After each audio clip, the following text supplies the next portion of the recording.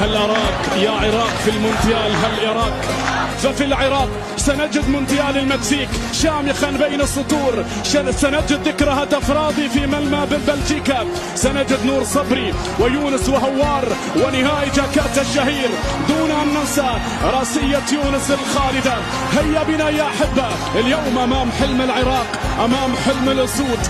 العراق وكأس العالم حكاية أحلام، في لحظات لا تسمى تترك فيها الأقلام للحالمين. يكتب العراقي حلم المونديالي، كاتب أحلام العراق، عازف أنغام العراق. يا الله إنه العازف على دوام كمن يعزف الكلمات. اصعد بحلمك يا عراق واكتب من المجد فصلا جديد. نحن العراق.